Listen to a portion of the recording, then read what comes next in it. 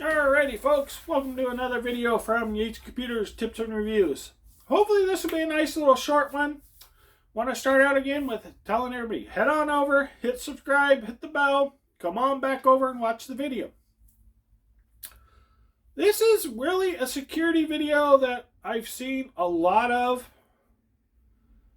and I don't know if it's inexperience or people just don't want to do the work later, is leaving ports live. You don't want to leave ports live. If you can unhook a network cable and turn off a port, a network port, data port, you need to do so that someone can't just come in and plug anything into that port and have access to your network. Because if you have DHCP and you have other things and you don't have your network completely locked down to MAC addresses and other things, because trying to be polite and nice about it, you want to do it the quick, easy, sloppy way and just get it done and be done.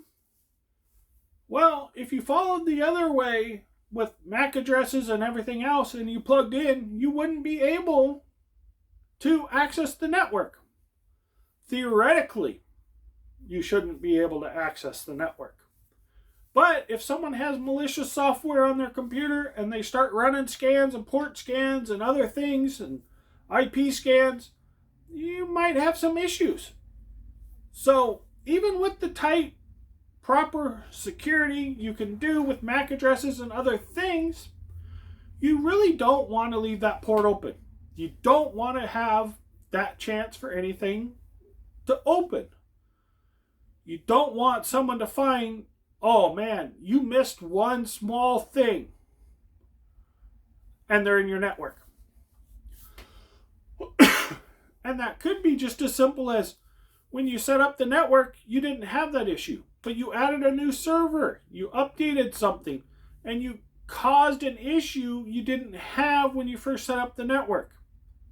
Might not even be an issue you did. It might be a Microsoft update. It might be an Office update. It could be a third-party software you put in that had an update that caused the issue to be known or available.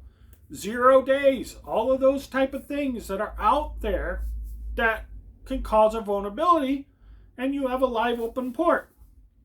And it might be a port you've never used. So why is it live on your network?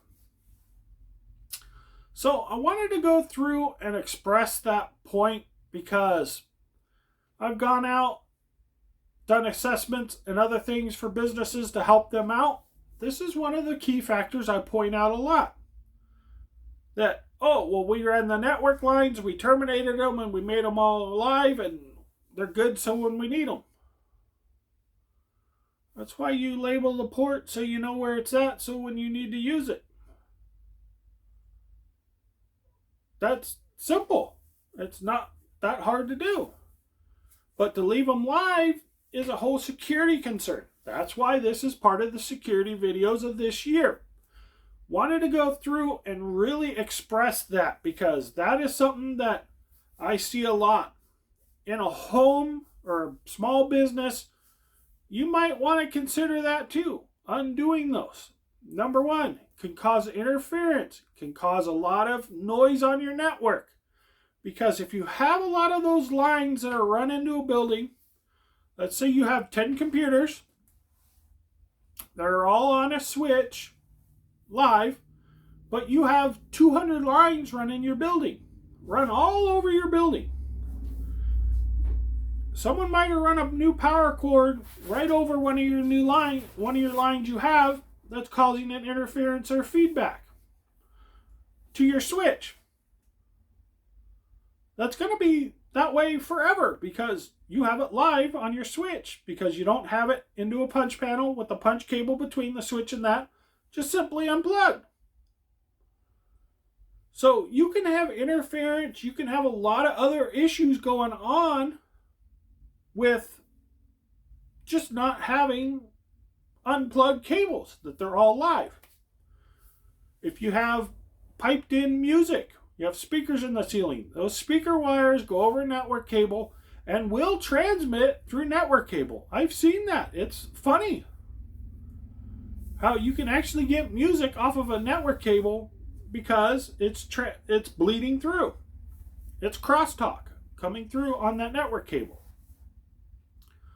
If you have that unplugged, you don't have that interference going into your switch, everything's better. So these are some of those little issues that are out there with having live lines, live ports that you really don't need. These are those things that when you run across these issues, you could be troubleshooting for days, weeks, months. Why? Because you didn't follow best practices, procedures. You just wanted that port live, so in case you ever wanted to use it, you could plug in and go.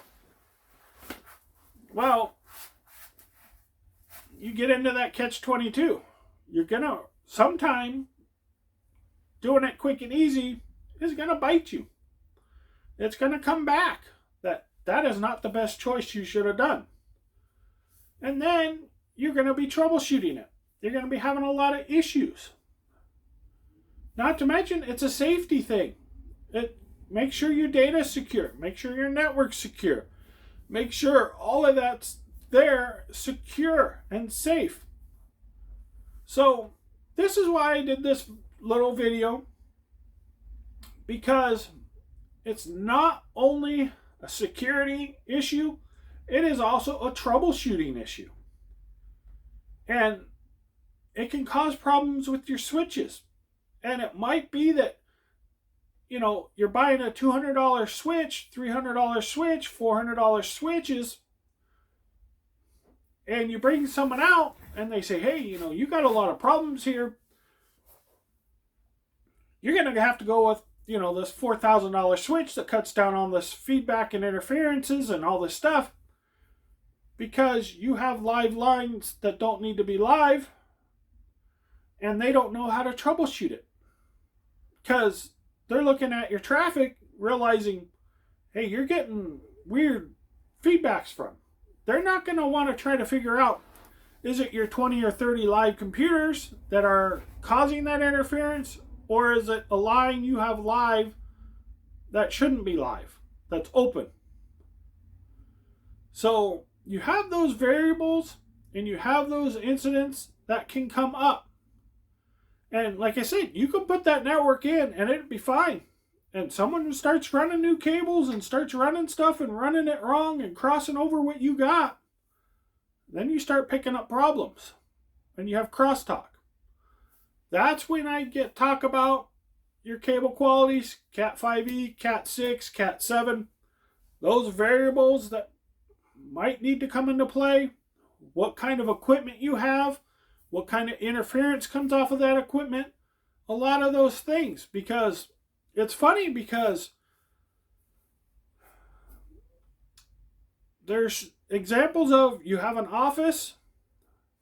You have a machine shop.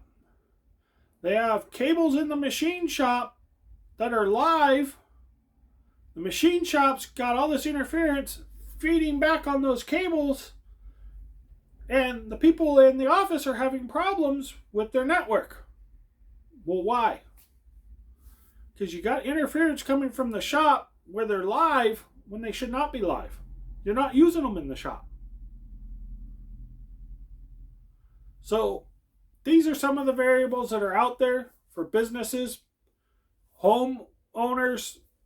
If you got network cables in your garage or somewhere else and you got your power saws and you got other stuff in there that you use. If you're a wood shop guy, you have wood tools out in the garage and then all of a sudden your internet not working. Nowadays your solar panels have to use your Wi-Fi. All of a sudden they're not communicating out to the internet. Well, you're in there in the shop making something, causing all that interference that's feedbacking in. A lot of people don't realize, depends on how the home or the business is set up, that wiring could already be there. And you have a switch and it's all live. Knowing just going unplugging that, only leaving what you have live, And go watch the switch video. There's lights on there that tell you what's live so you can unplug what's not. So there's no reasons why you can't unplug what you need to remove open ports. So I hope this explains enough. And if you need to do more research, do your homework. But this is the security side of it, that having live open ports can be a problem. Even though you lock down your security now, you never know what's going to happen in the future. Might not always be locked down. And that leads me to another point of the end of the year video. Your security, your networking check. How secure are you? How is your network? That's all part of that. Thank you all so much for watching. Stick around, hit subscribe. Lots more videos coming.